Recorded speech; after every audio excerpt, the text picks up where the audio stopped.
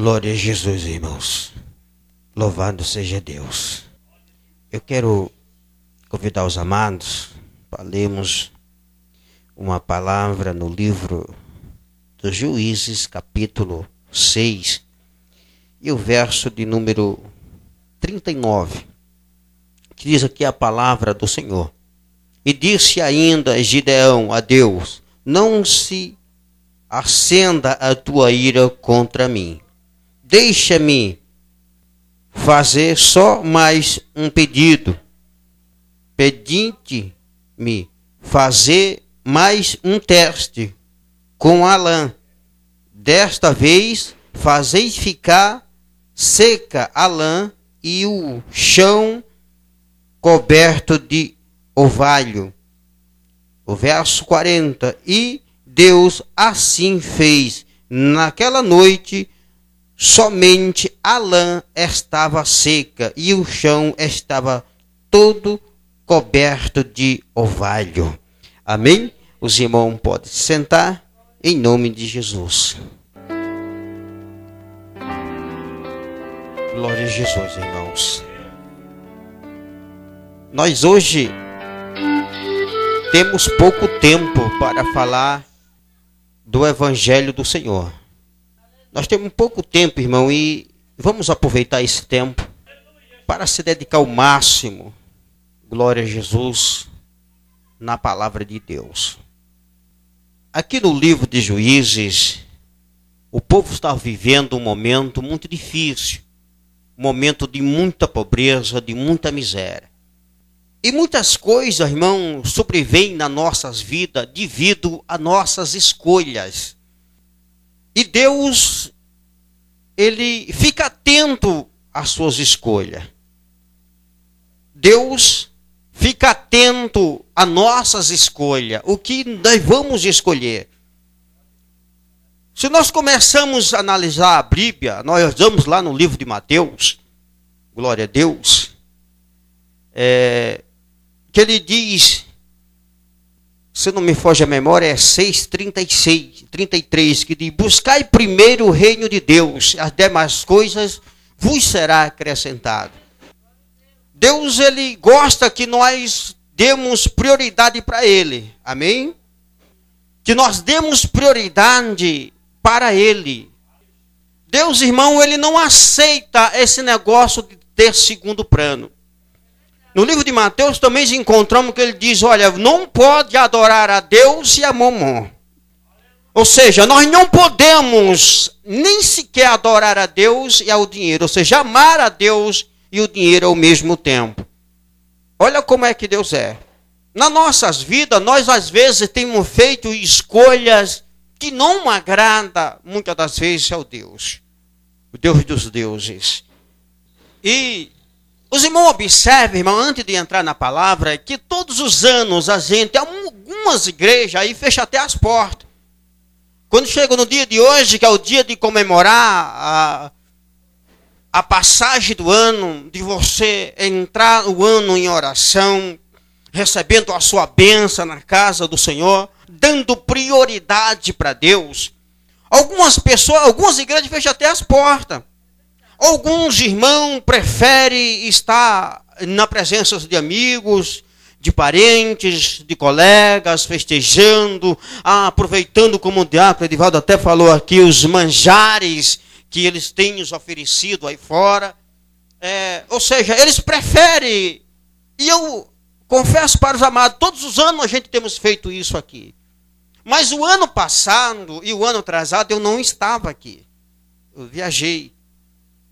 Confesso para os amados que no primeiro ano que eu viajei e não fiquei aqui no culto da virada, para mim o ano não foi muito bom. Confesso para os amados, eu tive muito problema. O outro ano viajei de novo. E confesso para os amados que também não tive um ano muito bom. É importante, irmão, nós aprendemos a dar prioridade para as coisas de Deus. Olha, essa semana, na oportunidade que tive de trazer a palavra, eu trouxe começamos sobre a família antepassada de Davi. E nós observamos que aquela atitude daquela mulher mudou toda a história.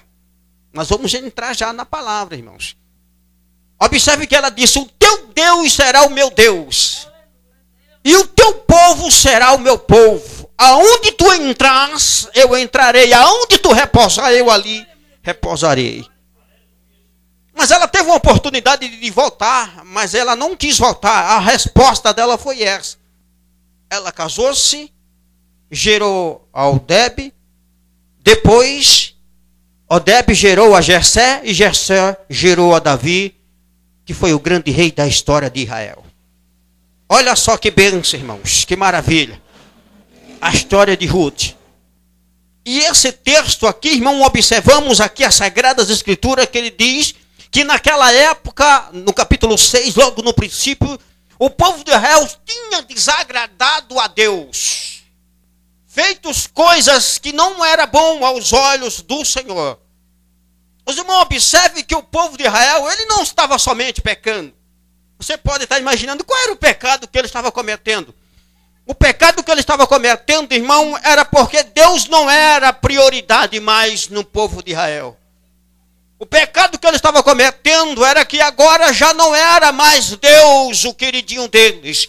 Eles tinham as opções e preferência por outras coisas. Inclusive aqui a Bíblia nos diz que ele adorava a Baal.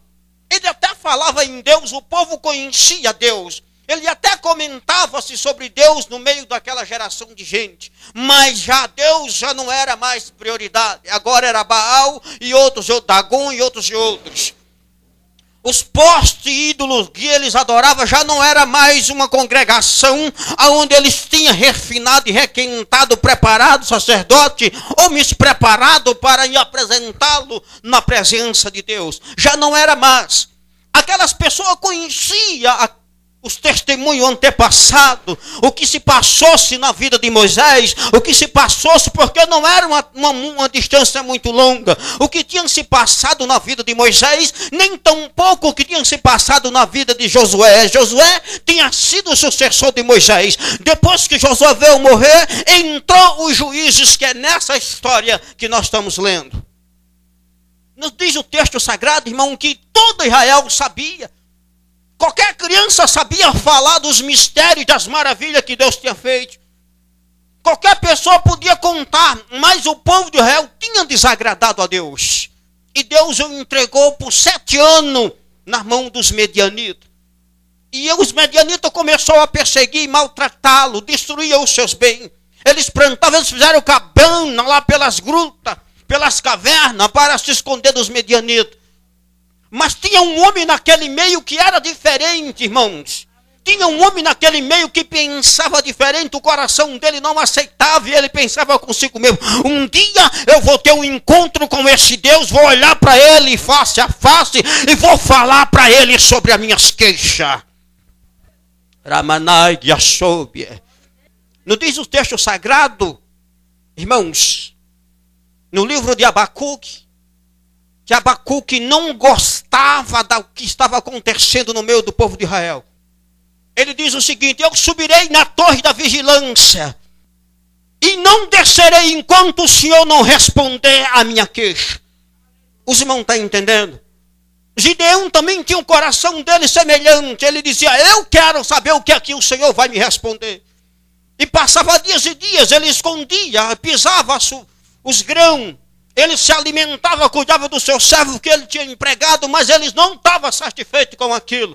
Um certo dia o anjo do Senhor vem a ele e diz: olha, Gideão, vai com essa tua força, porque verdadeiramente Gideão era corajoso, Gideão era valente, ele escondia os grãos, eles plantavam nas grutas, que nem os medianitas achavam onde era o roçado de Gideão.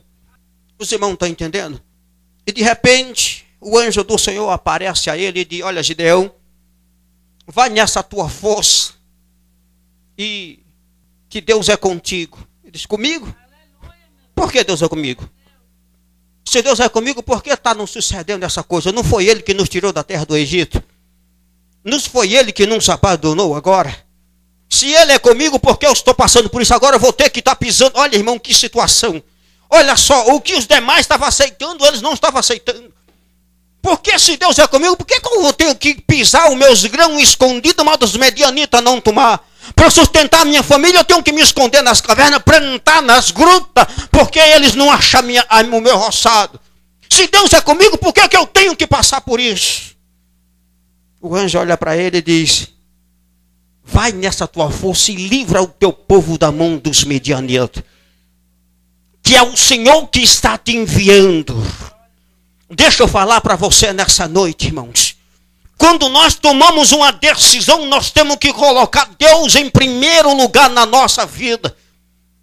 Deus não pode ser segunda opção no nosso coração. Olha, eu vou por aqui, se eu não for por aqui, eu vou ali na igreja e tal. Não, Deus ele tem que ser primeiro lugar, prioridade. Quando nós acordamos de manhã, temos que saber que em primeiro lugar está Deus nas nossas vidas. Deixa eu falar para os amados.